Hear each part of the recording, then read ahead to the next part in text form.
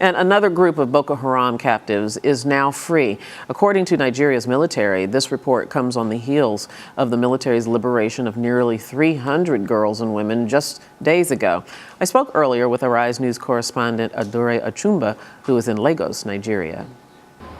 Aduare, we just reported yesterday that a group of 293 women and girls were rescued from the Sambisa forest. Now a whole different group of girls and women have been rescued. Tell us about this latest rescue.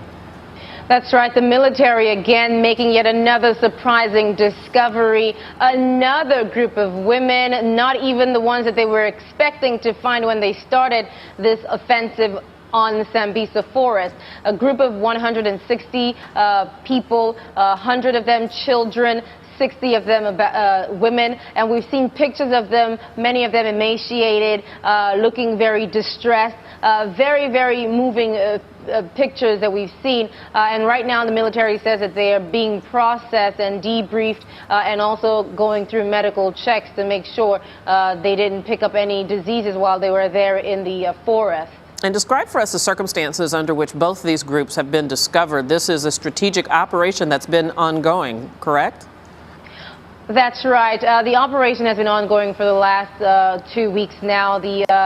Trying to get the insurgents out of the Sambisa forest. Sambisa forest is believed to be the stronghold, the last stronghold of Boko Haram.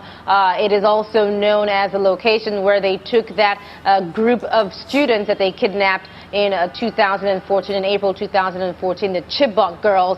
And that's really who the military was going and hoping to find in Sambisa forest. That group apparently was the group that was kidnapped in around December 17 from the Gumsuri village. They reported about 185 women and children kidnapped and about 35 villagers killed. Now this new group of 160, they haven't been identified, but really they were found in about 13 camps in Sambisa forest, just about going in about 50 kilometers into Sambisa forest, which is a very large game reserve. They still have more ground to cover, and they feel that having seen what they've seen, that they expect to find more camps and probably more hostages. That is astounding. And what's also amazing is after finding these two large groups of women and girls, that they are not the Chibok girls that we've been reporting on for the last year. Is there any update, any idea on the government's part of where they are or whether or not they're closing in on them?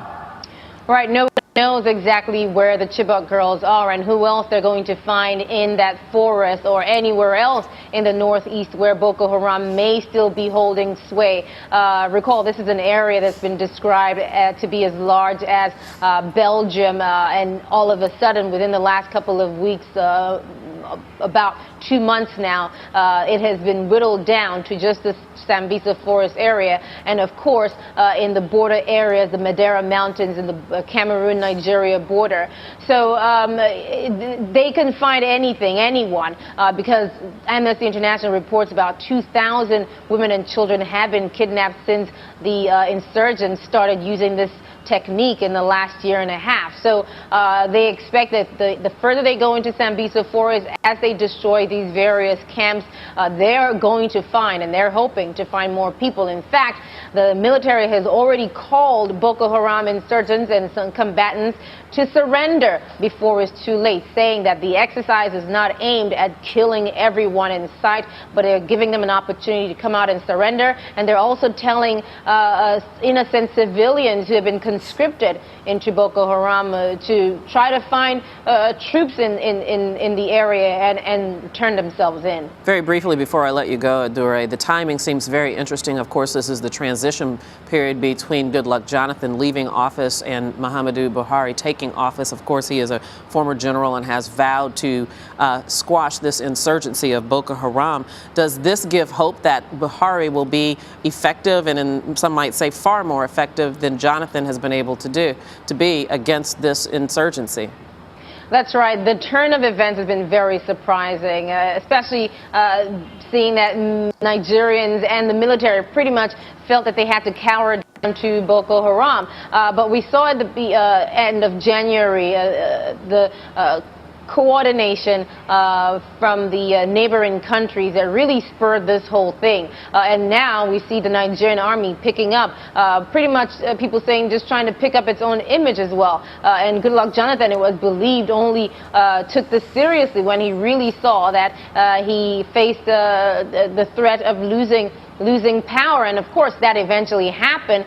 But notwithstanding, his administration, while it still has a few days left in its twilight, trying to make sure that they do as much as possible to secure that area and get rid of Boko Haram. They're not going to be able to finish the job before Buhari takes over, but many people believe Buhari, being that he's a former military and former military head of state and one-time administrator for that region, that he is better placed to bring the insurgency to a grinding halt. Adaure Achumba, thank you so much for that report. French President Francois Hollande is vowing harsh punishment to French peacekeepers found guilty of child sex abuse in the Central African Republic. A leaked UN report says 16 French peacekeepers abused children at a refugee camp in Car. The victims reportedly include a 9-year-old boy and his friend who were allegedly forced to carry out a sex act by 2 French officers. Fighting is intensifying in Mali. Swedish peacekeepers repelled 2 rebel attacks on Timbuktu. Meanwhile, a pro-government militia says it recaptured territory from rebel fighters, but the rebels are also claiming victory. And Kenya's interior minister is admitting that security officers ignored intelligence reports in the recent terrorist attack on a university campus. He also conceded that the response was poorly coordinated. The Somali-based Islamist group Al-Shabaab killed 148 people during the day-long siege. And coming up on Arise America, remembering one of America's biggest defeats, the fall of Saigon 40 years ago.